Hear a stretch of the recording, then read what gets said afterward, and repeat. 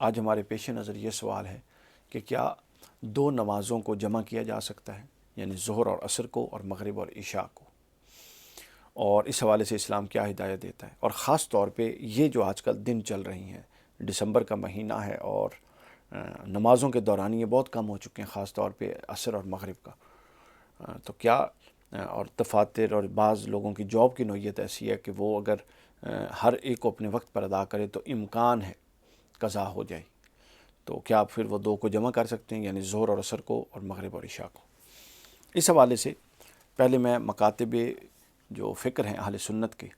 اور پھر بعد اہل تشیع کو ڈال کے میں خمسہ ان کی آراء آپ کے سامنے رکھ دیتا ہوں، اس کے بعد ہم ان آراء کا تجزیہ کر کے تفصیل بیان کر دیں گے۔ سنی مکاتب فکر میں اس بات پر اختلاف ہے، اہل سنت کے جو 4 مکاتب فکر ہیں ان میں اختلاف ہے۔ احناف حنفی مکتب فکر نماز جمع کرنے کے سخت خلاف ہیں، اور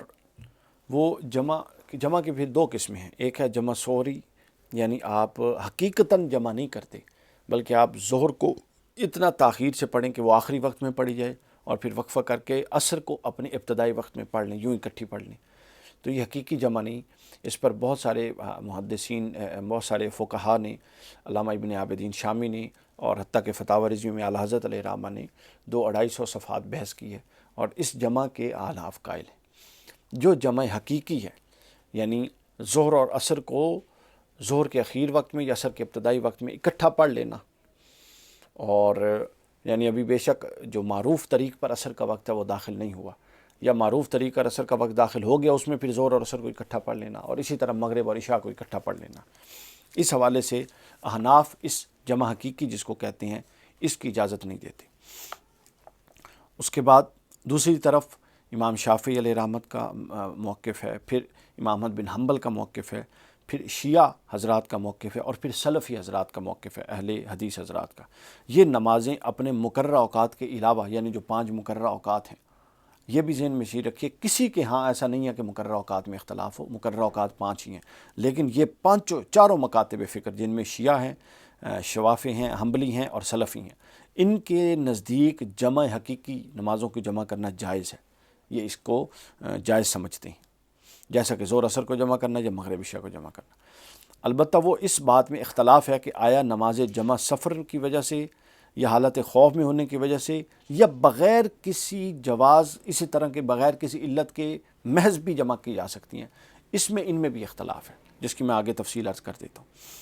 ایک غلط فہمی ذہن میں رکھ لیجئے، میں نے پہلے بھی عرض کیا کہ 2 غلط فہمی ہیں۔ ایک غلط فہمی یہ ہے کہ شاید کسی کے ہاں کوئی ایسا مکتب فکر ہے جو 5 اوقات کو نہیں مانتا، ایسا کوئی نہیں ہے۔ اہل تشیع کے نزدیک یہ بات ہے، وہ 3 نمازیں پڑھتے ہیں، ایسا کچھ نہیں ہے، یہ کمزور باتیں ہیں۔ اب ہم باری باری مکاتب فکر پر آتے ہیں، ان کے دلائل پر۔ سب سے پہلے حنفی نقطہ نظر جو ہے امام اعظم ابو حنیفہ کا،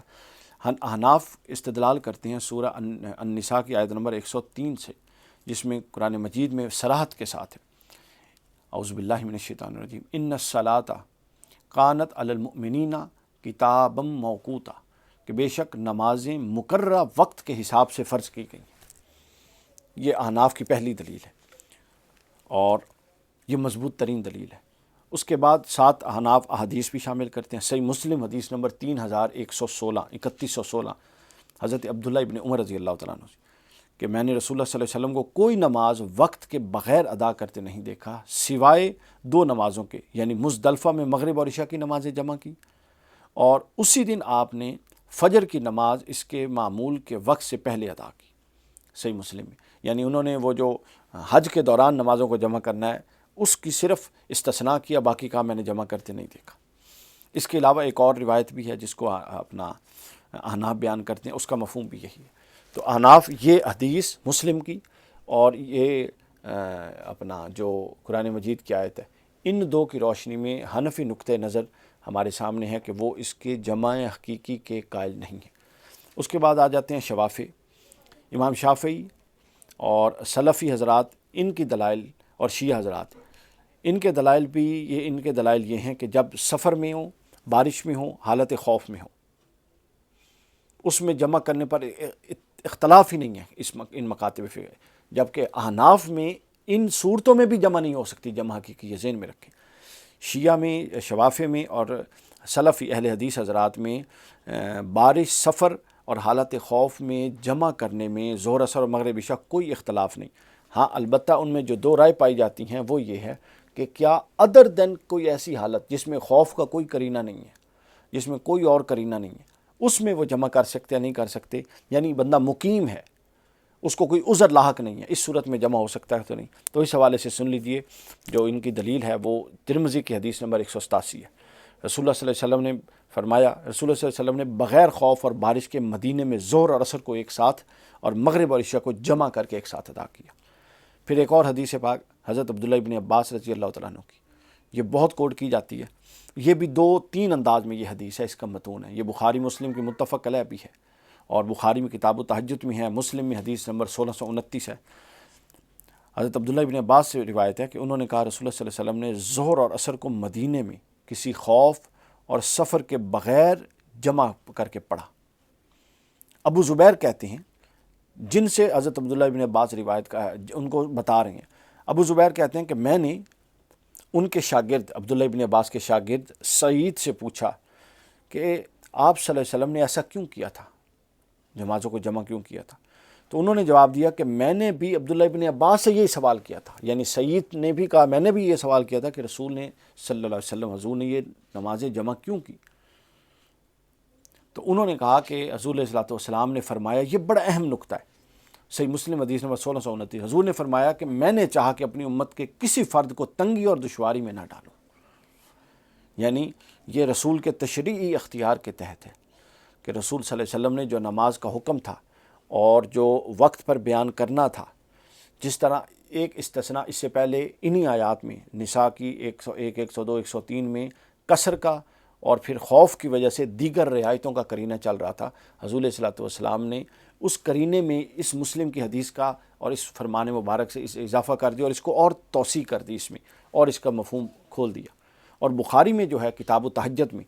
وہ بھی ابن عباس سے روایت، اس میں یہ اگلا حصہ نہیں ہے کہ میں نے پوچھا اور حضور نے یہ فرمایا کہ میں امت پر تنگی یا امت کے کسی فرد میں دشواری نہیں ڈالنا چاہتا، وہ حصہ نہیں، بلکہ صرف اتنا ہے کہ ابن عباس رضی اللہ تعالیٰ عنہما نے فرمایا کہ رسول اللہ صلی اللہ علیہ وسلم نے مغرب اور عشاء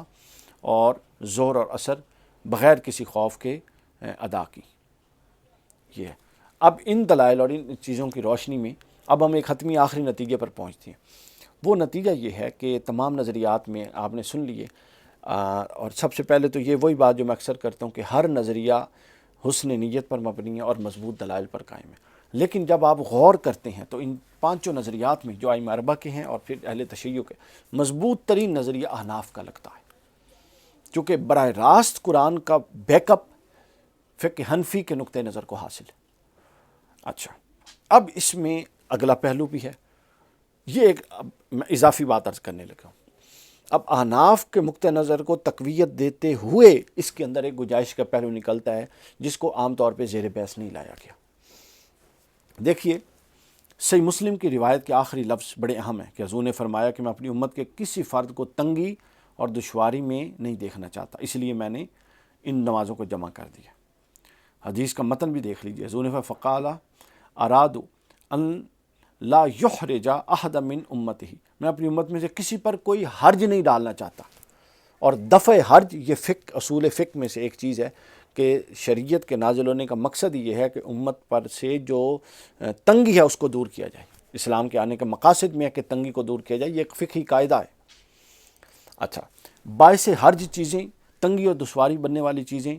جو صراحتاً قرآن اور سنت میں بیان ہوئی ہیں وہ 3 ہیں، وہ بارش ہے، وہ خوف ہے، اور وہ سفر ہے۔ بارش، خوف اور سفر۔ اچھا، اب اس کو ہم کھولتے ہیں، بارش کیا ہے؟ بارش موسم کی ایک خرابی کی طرف علامت ہے، یعنی موسم اگر ناسازگار ہو تو حضور نے نماز جمع فرمانے کی اجازت دے دی۔ اب احناف میں بھی ان صورتوں میں جمع کرنے کی تو اجازت نہیں ہے، لیکن جب آپ بڑی پکچر دیکھتے ہیں اور حضور کا یہ قول دیکھتے ہیں کہ امت پر تنگی میں مسلط نہیں کرنا چاہ رہا، اور پھر امت کے اکثر مذاہب اس طرف گئے ہیں کہ ان صورتوں میں رعایت ہے، اور احناف بھی قصر کے قائل ہیں، جو خوف کی صورت میں ایک رعایت تھی اور سفر کی صورت میں رعایت تھی، تو اس سے ہم استدلال کرتے ہوئے احناف کو ترجیح دینے کے باوجود یہ بحث کرنے کی پوزیشن میں ہیں اور کر سکتے ہیں۔ بارش یعنی بارش، موسم کی خرابی، یہ نماز کو جمع کرنے کا ایک حرج، شرعی حرج کے طور پہ قرآن و سنت میں بیان ہوا ہے۔ اب کیا بارش ہی موسم کی خرابی کی صورت ہے؟ شدید آندھی اس کے اندر نہیں شامل ہوتی ہیں؟ بتائیے، برف باری اس کے اندر نہیں شامل ہوتی؟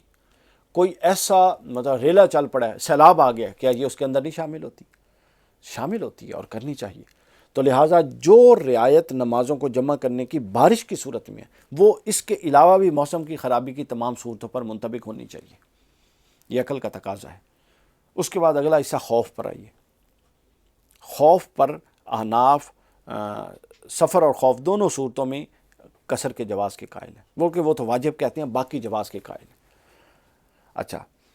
عام طور پر جو علماء جس طرف گئے ہیں وہ یہ گئے ہیں کہ یہ جان مال، عزت آبرو کے خوف کی طرف اشارہ ہے عام طور پہ۔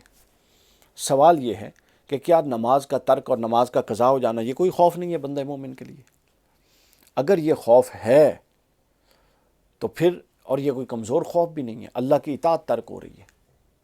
مال کا اگر خوف جائز خوف ہے، عزت کا خوف جائز خوف ہے، جان کا خوف جائز خوف ہے، تو اللہ کی معصیت کا خوف بھی ایک جائز خوف ہونا چاہیے اور اس کو بطور خوف قبول کرنا چاہیے، بطور علت اس کو لے لینا چاہیے۔ لہٰذا اگر ایسا کرینہ غالب گمان اور امکان پایا جائے کہ نماز قضا، کوئی ایسا کام کرنے لگے، میٹنگ میں بیٹھنے لگے، کوئی ایسی بزنس ڈیل کرنے لگے، کوئی